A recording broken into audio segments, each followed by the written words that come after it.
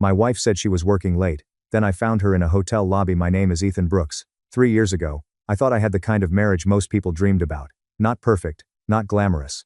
Just stable. The kind where you wake up beside the same person every morning and believe, without question, that they're on your side. My wife, Rachel, and I had been married for 9 years. We met when we were both struggling to build our careers. Back then, neither of us had much money. We lived in a tiny apartment above a grocery store.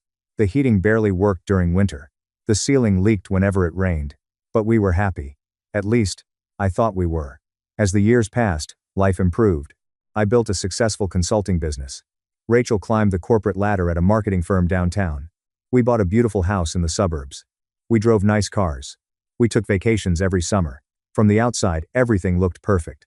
That's why I never saw the betrayal coming. Looking back now, the warning signs were everywhere. I just didn't want to see them. It started gradually. Rachel began working later and later. At first, it seemed normal. Her company had landed several major clients. Everyone was working overtime. She often came home exhausted. Sometimes after 9. Sometimes after 10. Occasionally after midnight. Whenever I asked if everything was okay, she'd smile and tell me not to worry. Big project? She'd say. Just a few more weeks. I believed her. Why wouldn't I? She was my wife. The woman I trusted more than anyone else in the world. But the weeks turned into months. The late nights never stopped. Neither did the excuses. Then something else changed. Rachel became distant. Not hostile. Not angry. Just absent. She stopped asking about my day. She stopped laughing at my jokes.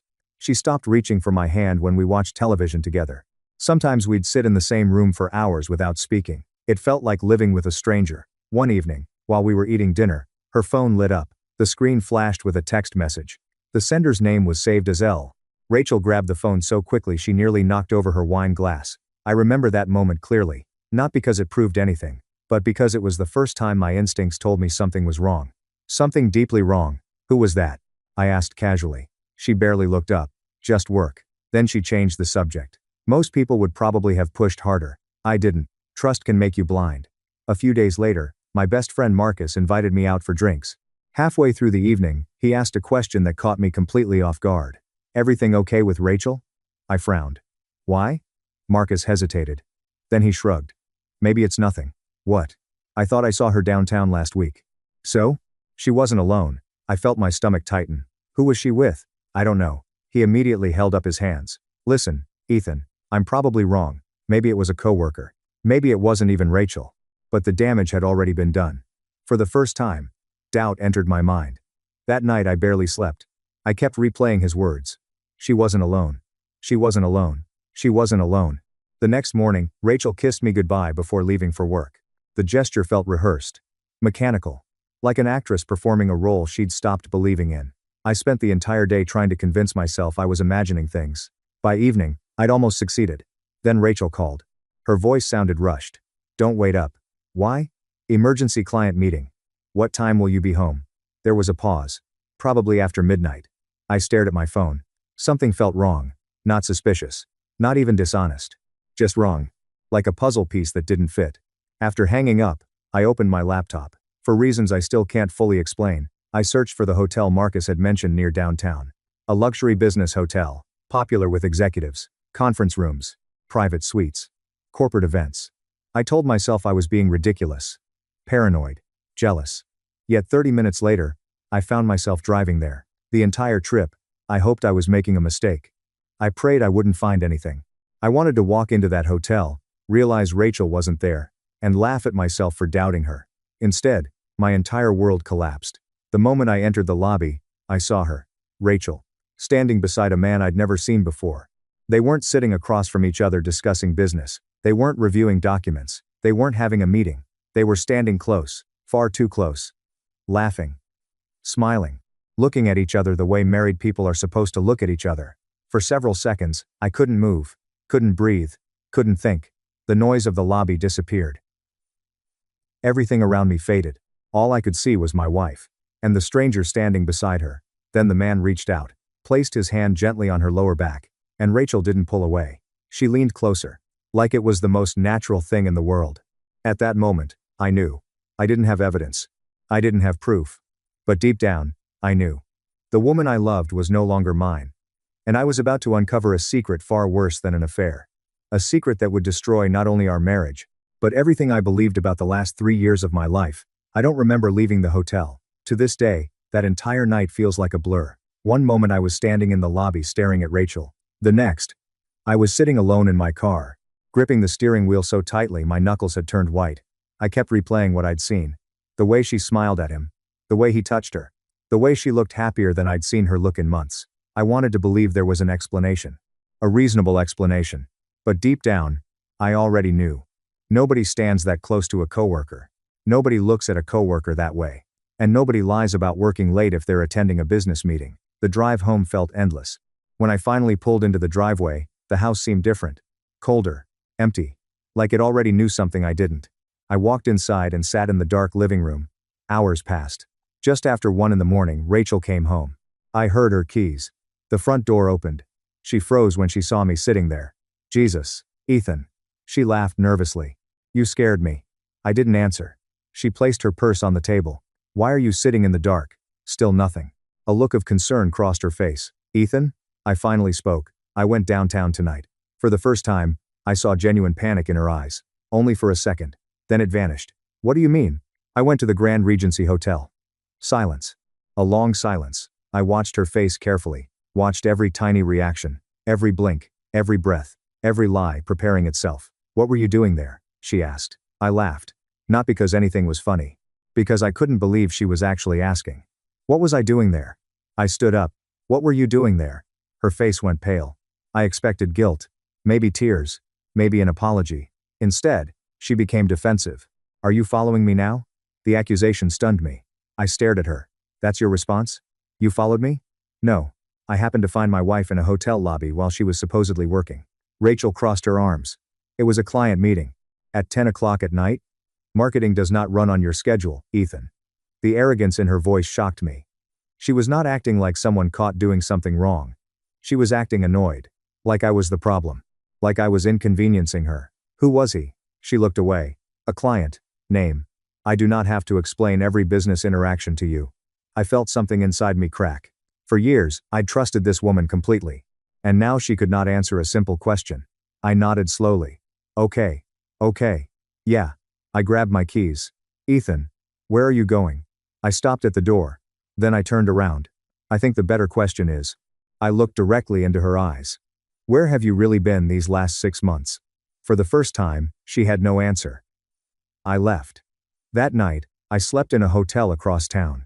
Ironically, it was easier to stay in a hotel than my own house. The next morning, I called my attorney, not because I was ready for divorce, because I needed to understand my options. The conversation lasted almost 2 hours. By the end, I had a checklist: financial records, bank statements, property documents, business assets, evidence, information, facts. My attorney gave me one piece of advice: do not confront her again until you know the whole truth. At the time, I thought that sounded extreme. A week later, I realized it was the smartest advice I'd ever received.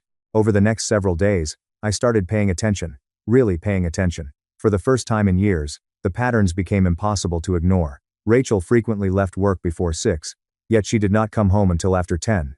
Her credit card charges appeared in places she'd never mentioned: restaurants, wine bars, private clubs, downtown parking garages. Then I discovered something that made my stomach drop. A second phone. I found it by accident. Rachel was taking a shower.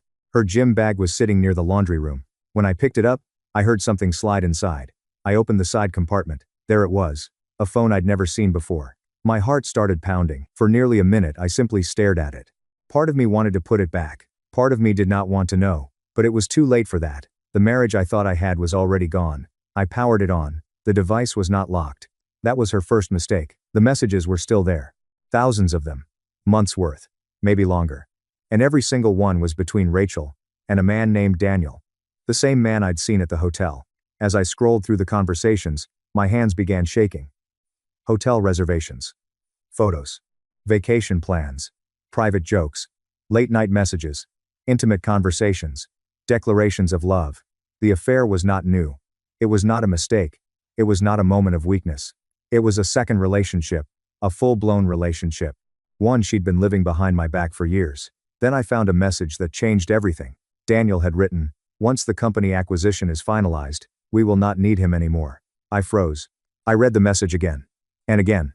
And again. The company acquisition. We will not need him anymore. What company? What acquisition? What did that have to do with me? Then I found Rachel's reply. My blood ran cold. Just be patient. Ethan still trusts me. He will sign whatever I put in front of him. I could not breathe. The affair was not the biggest betrayal. Not even close. They were not just cheating. They were planning something. Something involving my business. Something involving me. And suddenly, I realized the hotel lobby had only been the beginning. The real nightmare was still waiting. The woman I married was not simply having an affair. She was helping someone target everything I'd spent 15 years building. And now that I knew the truth, I intended to find out exactly how far their scheme went, no matter what it cost me. I did not confront Rachel. Not after what I found on that phone. Not after reading months of lies. The old version of me would have exploded. He would have stormed into the kitchen, thrown the phone on the table, demanded answers. But that version of me was gone. Because now I understood something important. Rachel and Daniel were not just having an affair. They were working towards something. And if I confronted them too early, I'd never discover what it was. So I stayed quiet. I acted normal. I kissed Rachel goodbye in the mornings. I asked her about work. I pretended everything was fine. Meanwhile, I copied every message from the secret phone. Every photo. Every email. Every piece of evidence. Then I hired a private investigator. His name was Frank Mitchell. Former federal investigator. 25 years of experience.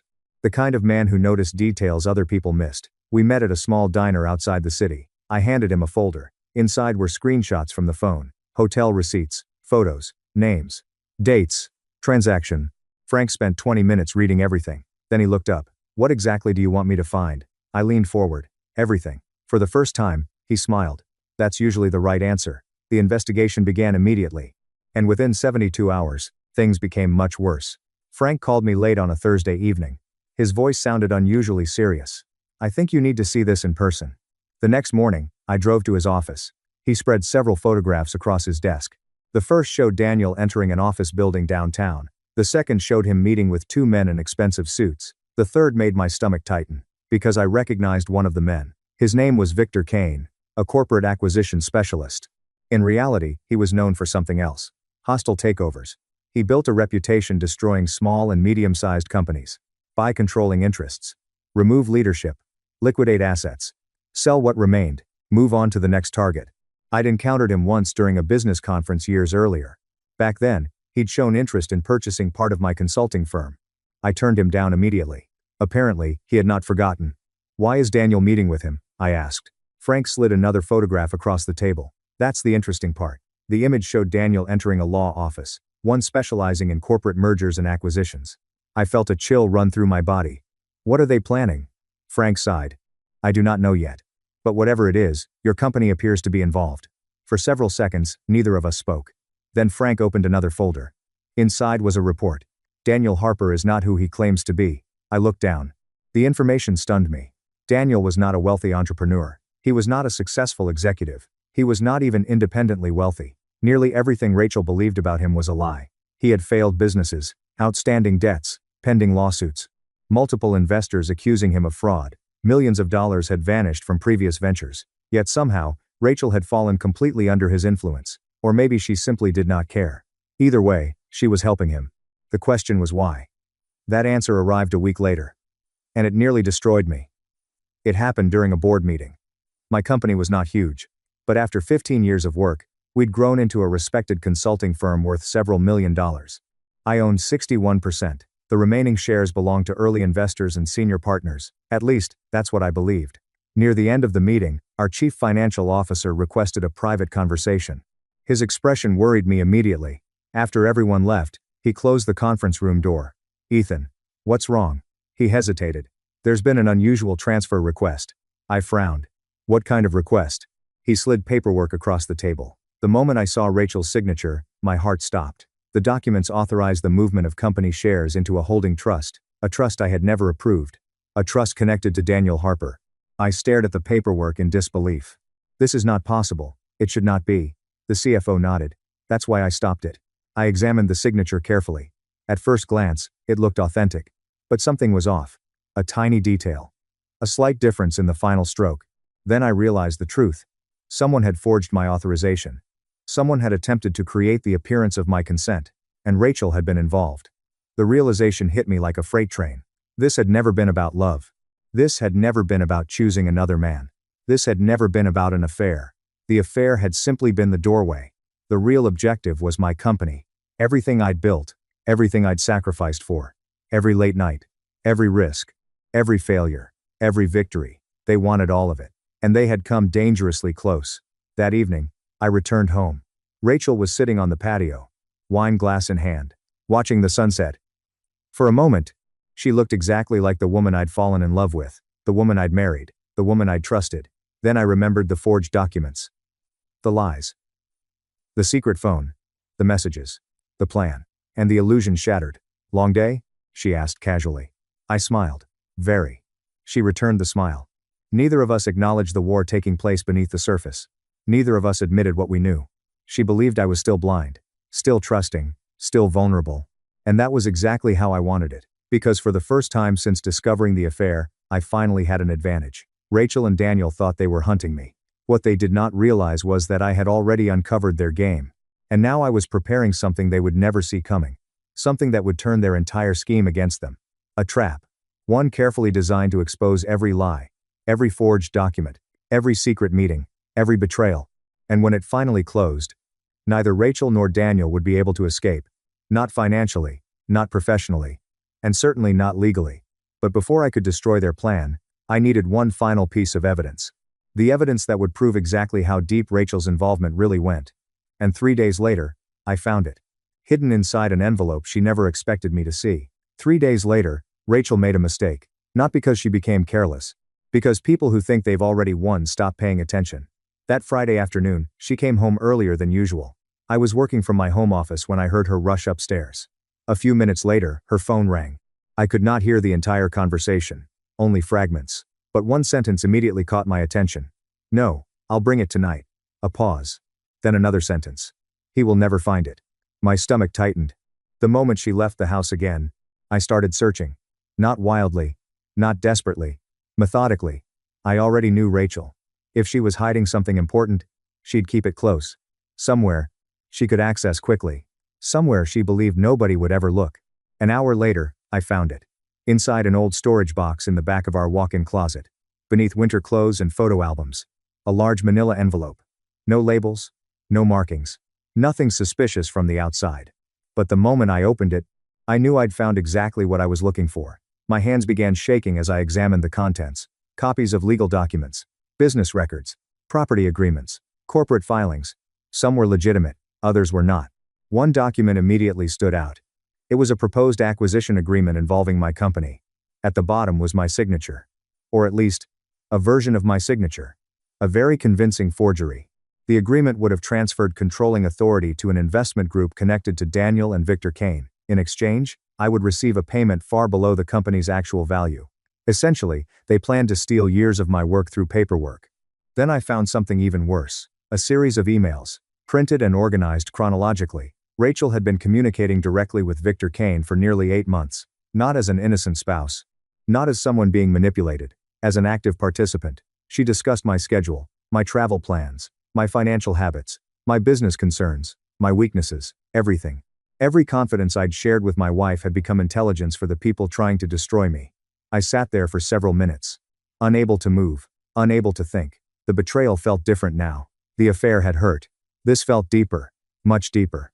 Rachel had not simply betrayed our marriage. She had weaponized my trust. The person who knew me best had become the most dangerous person in my life. Then I reached the final document, and suddenly everything made sense. It was a debt report. Daniel Harper owed more money than I could have imagined, nearly $4 million. Outstanding loans, failed investments, private lenders, legal judgments. The man was not wealthy. He was desperate, which explained everything. The affair, the acquisition, the pressure, the urgency. Daniel was not pursuing Rachel because he loved her. He needed her.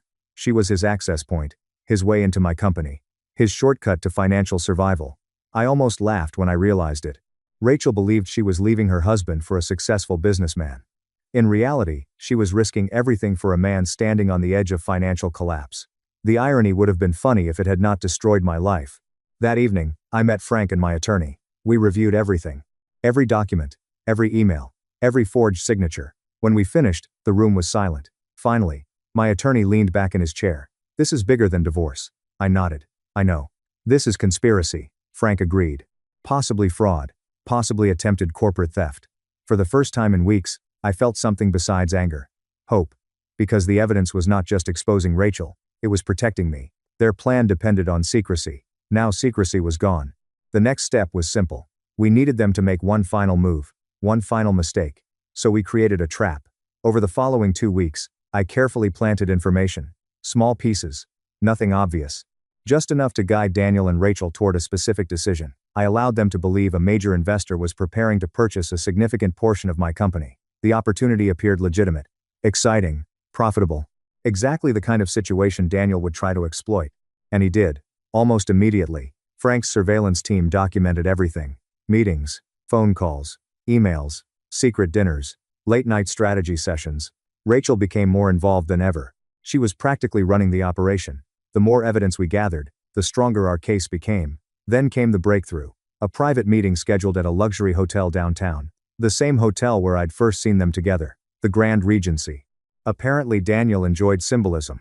Unfortunately for him, so did I. The meeting was supposed to finalize the transfer. The fake acquisition. The forged approvals. The financial arrangements. Everything. They believed victory was only hours away. They had no idea that every participant in the room was already being monitored. What they did not know was even better. The investor they expected to meet was not real.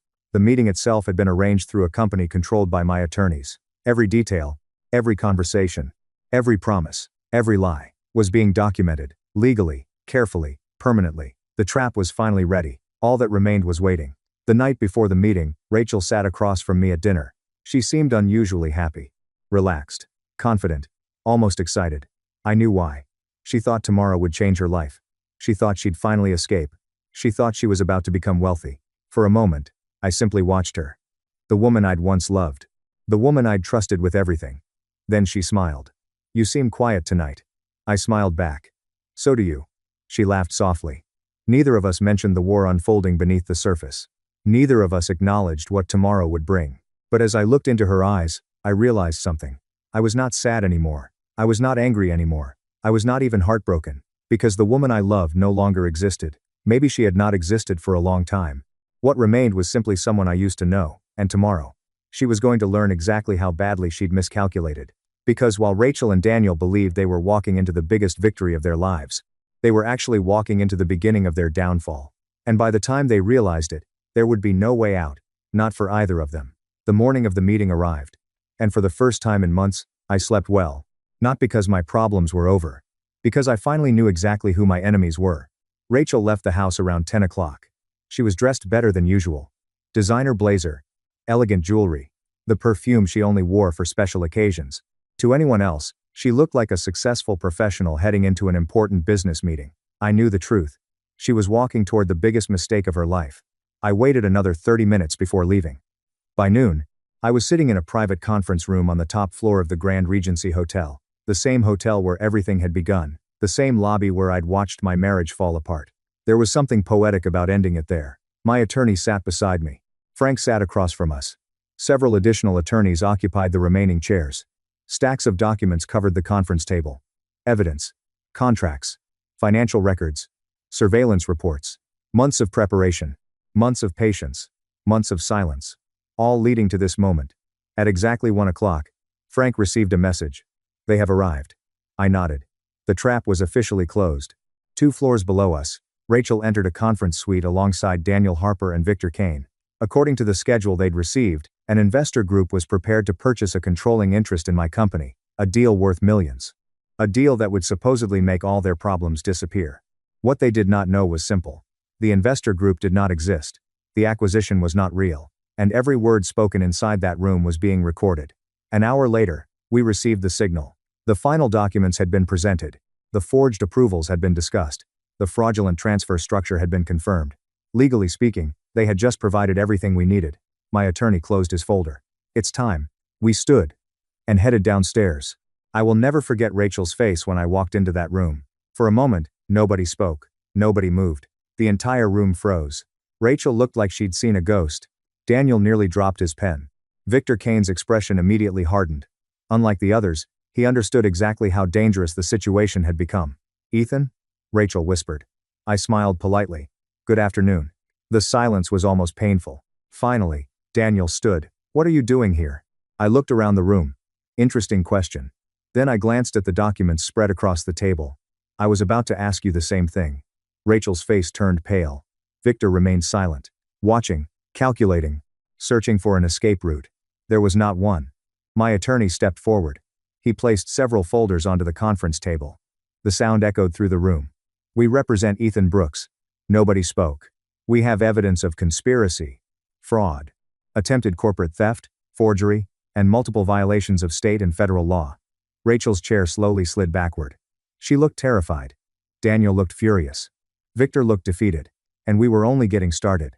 My attorney opened the first folder. Inside were copies of the forged documents. The second folder contained financial records. The third contained surveillance reports. The fourth contained printed emails. Then came the photographs, hotel meetings, private dinners, secret meetings with investors, meetings with attorneys, meetings with lenders. Everything. Rachel stared at the evidence as if seeing it for the first time. Which was ironic. Because most of it existed because of her. "No," she whispered. Daniel suddenly stood. "This is ridiculous." My attorney calmly slid another document across the table. The room became silent again. It was Daniel's debt report. Every loan, every lawsuit, every unpaid judgment, every failed business, every financial disaster, over $4 million in liabilities. For several seconds, Rachel simply stared.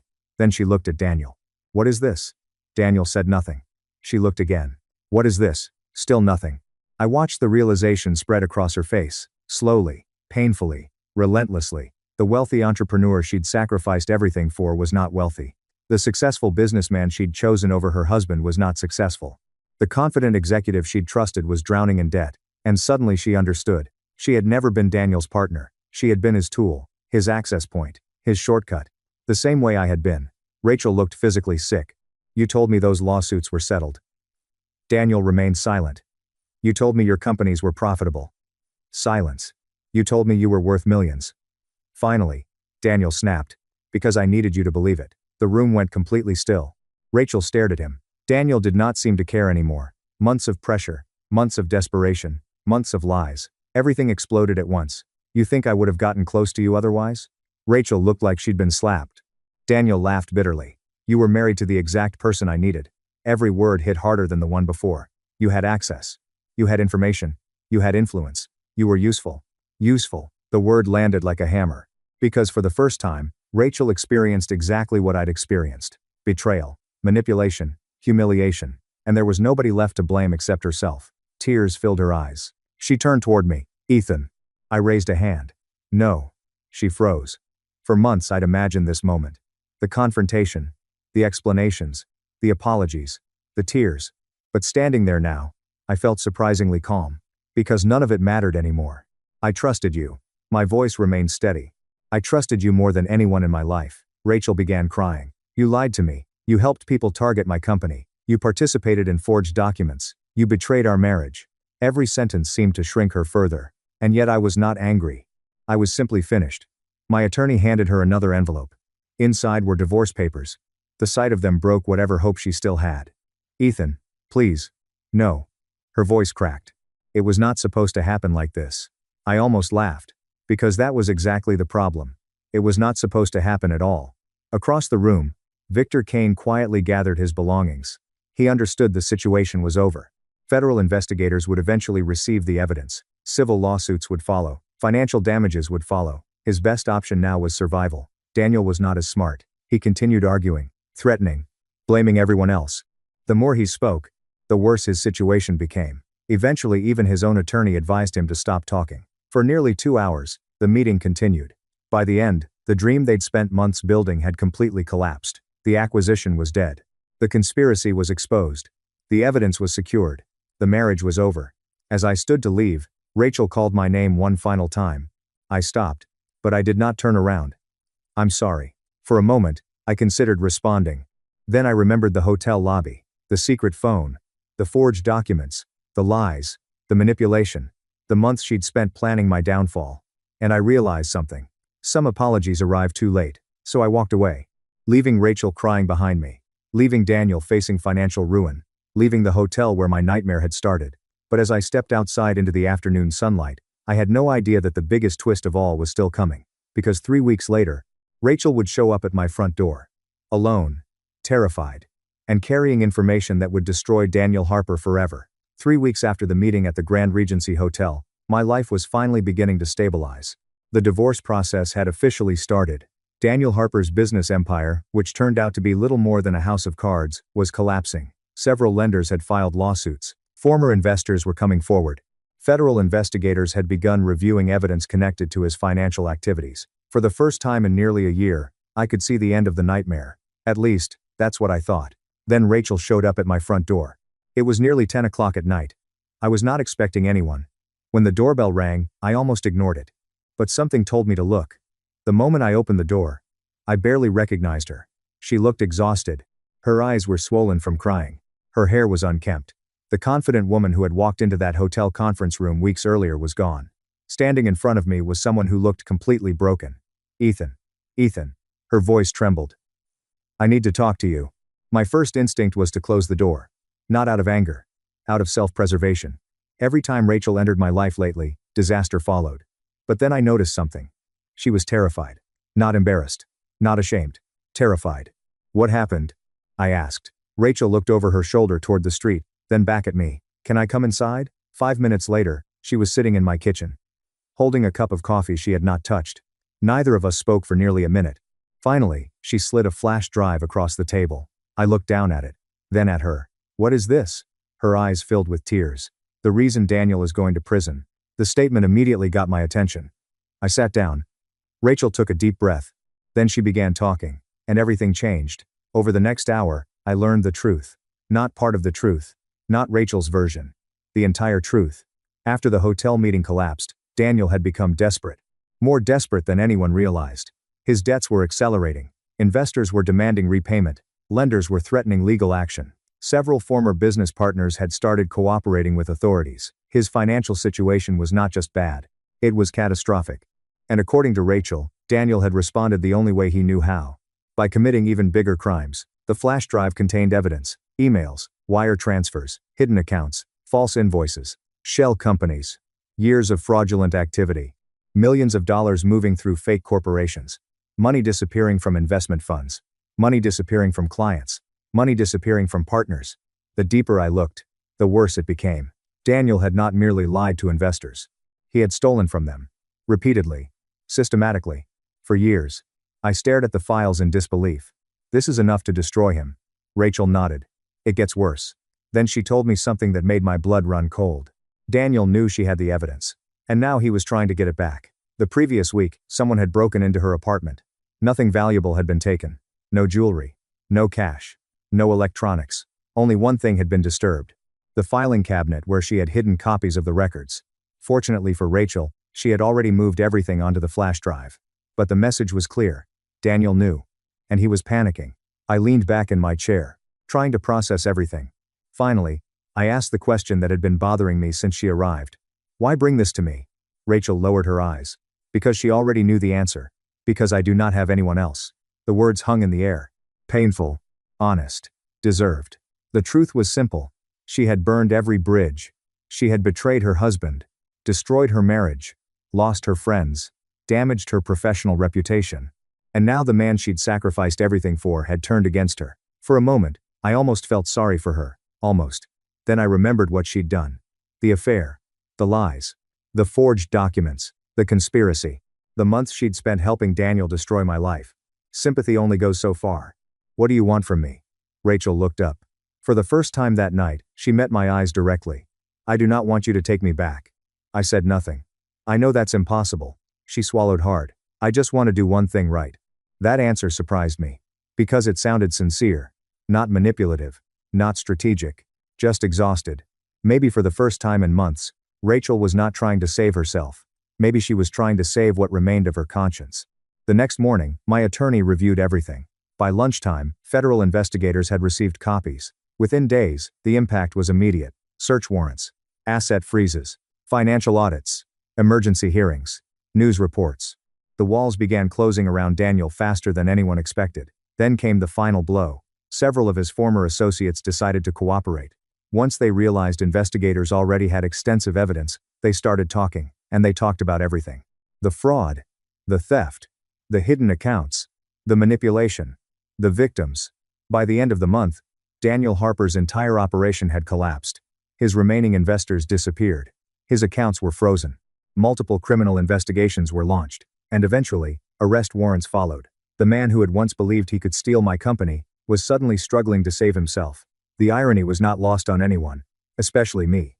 Several months later, I received a call from Frank. Thought you would want to know. Know what? They arrested him this morning. For several seconds, I said nothing. I expected satisfaction, victory, closure. Instead, I felt surprisingly calm. Because the truth was, Daniel had stopped mattering to me a long time ago. He was not the reason my life fell apart. He was simply the opportunity. The real lesson had come from somewhere else. Trust. Who we give it to. How easily it can be abused. And how difficult it becomes to rebuild once it's broken. The divorce was finalized 6 months later. Rachel did not contest anything. There were no dramatic courtroom battles, no endless arguments, no attempts at reconciliation, just paperwork, signatures, and an ending. The last time I saw her was outside the courthouse. She looked healthier than before. Still sad. But healthier. For a moment we stood in silence. Two people connected by memories neither of us could erase. Finally, Rachel spoke. I'm sorry for everything. This time, I believed her. Not because it changed anything. Because she finally understood what she'd done. I nodded. Then she smiled sadly. And walked away. That was the last time I ever saw my wife. 2 years have passed since then. My company is stronger than ever. We've expanded into 3 new markets. Our revenue has nearly doubled. More importantly, I've rebuilt something money cannot buy. Peace. The kind that comes from knowing you survived something that should have broken you. Sometimes people ask if I regret anything. My answer is always the same. I regret trusting the wrong person. But I do not regret surviving. Because if I had not walked into that hotel lobby that night, I might have lost everything. Instead, I lost an illusion. And sometimes losing an illusion is exactly what allows you to finally see the truth. The truth saved my company. The truth saved my future. And in the end, the truth set me free.